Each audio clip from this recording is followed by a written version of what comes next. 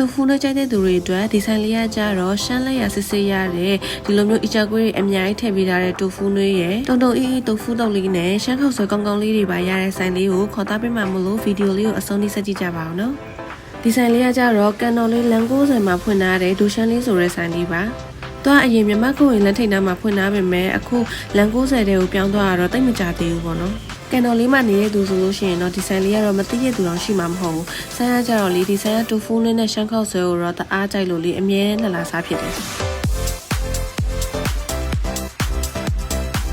သူဆိုင်ကနေမဟုတ်ဘူးမဲ့လေသူ့ရဲ့ပြင်ဆင်လေးတွေကကြတတရလေးလုပ်ပေးထားတာတော့တော်တော်လေးသဘောကျတယ်။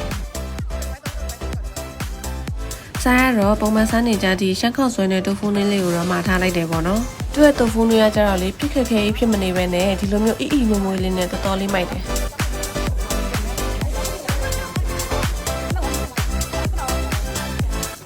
တိုဖူနွေးစားလို့ရှိရင်လေအီချာကွေးလေးနဲ့မှပို့လိုက်တာဆိုတော့ဆိုင်ရတော့အမြဲအီချာကွေးလေးနဲ့ပဲမှာစားဖြစ်တယ်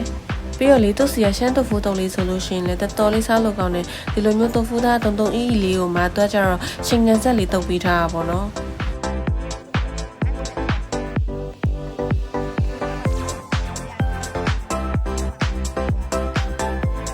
သူရဲ့ရှမ်းခောက်ဆွဲဆိုလို့ရှိရင်လေဒီလိုမျိုးချက်သားနဲ့မြများလေးနဲ့စစ်စစ်ပပိုင်လေးကိုစားရတာ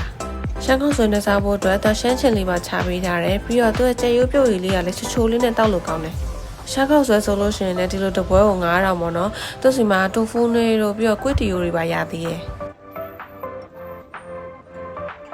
ဒါကကြတော့လေဆိုင်မှာအချိုက်ဆုံးတိုဖူနွေးပဲသူ့ရဲ့တိုဖူနွေးကိုလေဒီအီချာကွေးချိုလေးနဲ့တွဲစားရတာတော်တော်လေးစားလို့ကောင်းတယ်ဆိုင်ရတော့လေအဆက်ကလေးပါမှာစားချင်တာဆိုတော့သူ့ရဲ့ငရုတ်တင်းနစ်ကလေးကိုဒီလိုမျိုးလေးထည့်ပြီးတော့စားရတာကိုတော့ကိုကြိုက်တယ်ဒီလိုမျိုးတိုဖူနွေးတစ်ပွဲဆိုလို့ရှိရင်တော့9000ပေးရတယ်။သူအီချာကွေးထည့်မယ်ဆိုလို့ရှိရင်တော့တစ်ပွဲကို9500ပေါ့နော်။ဒီလိုမျိုးတစ်ပွဲမှာပါတဲ့ portion ကလည်းပုံမှန်ဆိုင်တွေထက်ကိုပိုများတယ်ပေါ့နော်။